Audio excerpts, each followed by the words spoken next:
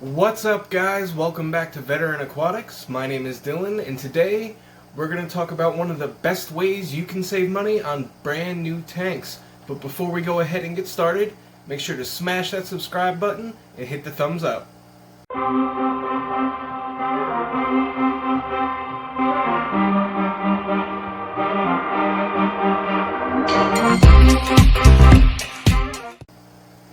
Alright, guys. So, Petco has their dollar per gallon sale going on again. It's going on from now until April 18th. People generally get this a little confused, and what they think that means is all the tanks are $1 per gallon. So I'm just going to quickly explain to you what it actually means, where you can save the most money, and what kind and what size tanks you can get. So this sale is on aquarium tanks, alright? It's a sale on anything from 5 gallons to 29 gallons, right? From 5 to 29 gallons, you can get the tanks for $1 a gallon. So a 29 gallon tank is 29 bucks. Any tank bigger than that is 50% off. And Petco carries tanks, I believe, up to 75 gallons from what I've seen. So, you know, if the tank was normally 100 bucks or 125 bucks, you'll get it for half price, which is awesome. You know, some people don't like buying used tanks, some people don't want to reseal the tanks, they don't want to clean the tanks. If that's the case and you want to save the most money possible on a brand new tank, go to Petco right now and go get the tank that you want. Now, I'm kind of cheap, so I generally won't buy a tank brand new unless it's something that I can't find used. And I gotta tell you guys, trying to find a tank over 180 gallons has been a challenge. I may have seen one or two of them, you know, for a decent price, but they get snatched up almost immediately. And unfortunately, we're not closing on the new house until April 3rd, so it's going to be a little while before I can actually go get one of these tanks. That said, I'm looking on Craigslist, I'm looking on Marketplace, I'm keeping an eye out, you know, in the local fish communities in that area, just to see if I can get a hold of one. I really want to do, you know, a really special tank for the new fish room. I want something that's awesome, something that I couldn't fit in here, and you know, it's just going to take me a little while to find that tank. So that said, you know, go to Petco, get your fish tank, alright? The sale goes on until April 18th, and you might be able to finally get that 75 gallon you wanted, you know? 75 gallons are great tanks, 55s. I probably will never buy a 55 gallon only because I've gotten 5 of them for free. So that said, you know, bear that in mind. If you haven't seen my other videos on how to get free tanks, make sure you check those out. Or how to save money on tanks, make sure you check that out as well. You know, I'm a DIY fish keeper and I do a lot of things on a budget. You know, I work full time, my wife works full time, we have a mortgage, you know, we have a kid, we have all the stuff that costs money, so I don't have thousands and thousands and thousands of dollars to drop in a fish room. The most money I've spent in this fish room on items, probably the 225s, because let's be honest, you're probably not going to find those for free. If I do, I'll let you know after it's in my fish room. But you know, you're not going to find huge, massive tanks for free most of the time. One of my buddies did just get a 75 gallon and a stand for free though, so that's pretty awesome. He's doing an OB Peacock and Peacock cichlid tank. It was kind of funny because he used to pick on me a little bit for being the fish nerd at work. But as soon as he found that tank, he started asking me 100 million questions, and I was like, dude, just go watch the YouTube videos. They're there for you. You know, I've answered all of these questions for you, and I've answered some more, you know, for him on top of it. And he's done a really good job. He's done his research. He's cycled the tank right. He's not adding, you know, 50 fish in one shot. He's adding a couple at a time. So it's really cool to see somebody that, I mean, he's kept like a 20-gallon fish that had a Mabuna in it, and that was it. He's since converted that to a guppy tank, and now he's got the Peacock cichlid tank.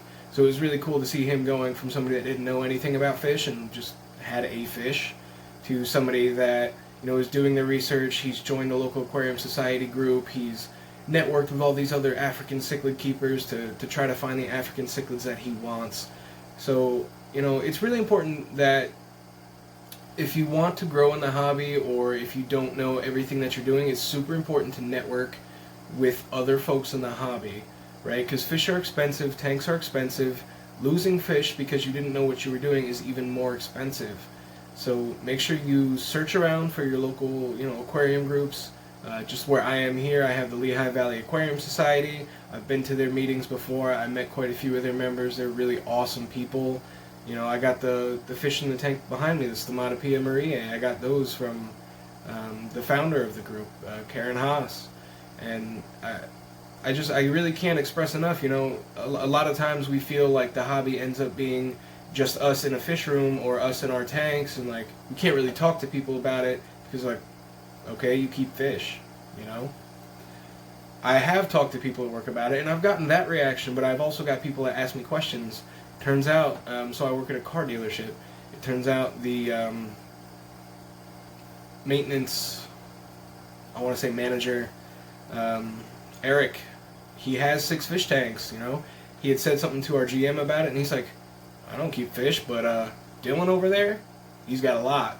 So he came over, he's like, so I heard you like fish. And then we started talking, and it turns out, he's got some really cool fish. He's looking for bigger tanks. He likes his South American cichlids just like I do.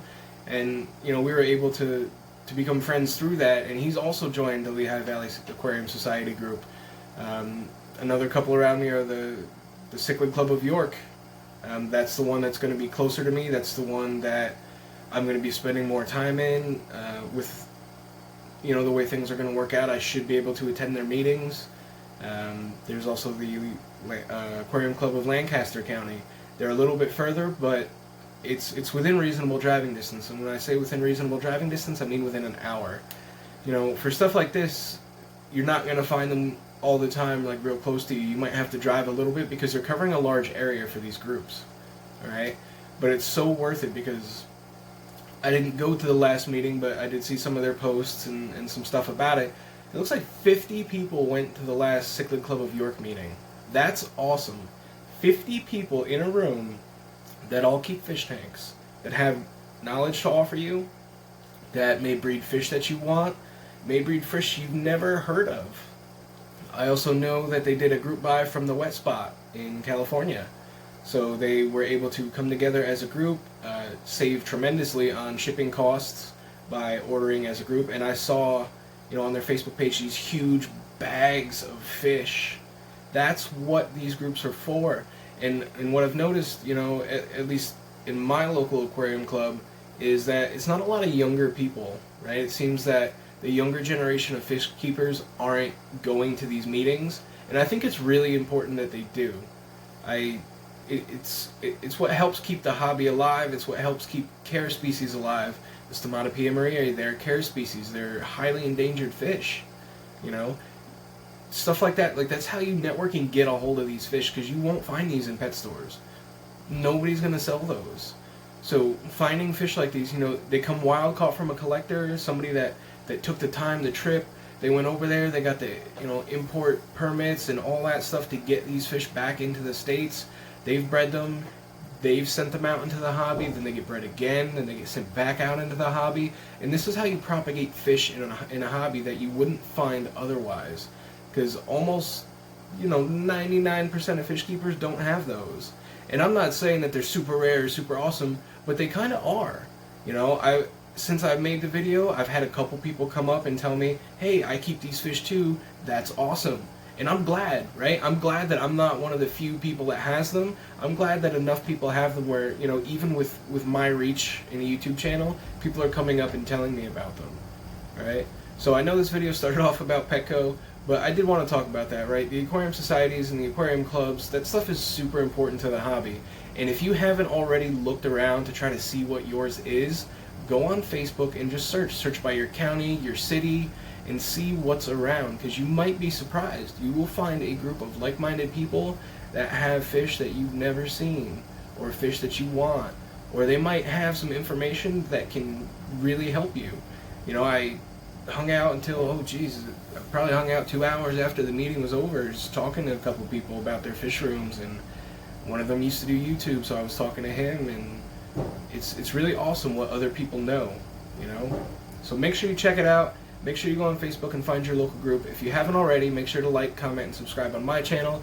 I'm going to be building this new fish room in the new house. I will show you guys the room in a couple of weeks. Before I get started, I will show you the process of me tearing everything out, building everything, putting in the tanks, moving the fish. There's a whole lot that goes into it, but I want to share it all with you guys. I think it's going to be really fun, and I'm really, really excited to have a new big space for my tanks, because it's going to allow me to grow as a fish keeper, it's going to allow me to grow as a YouTuber, and it's going to allow me to keep fish that I've been wanting to keep but simply couldn't because of space. That's it for today, guys. As always, I really appreciate you stopping by and watching. Have a great day.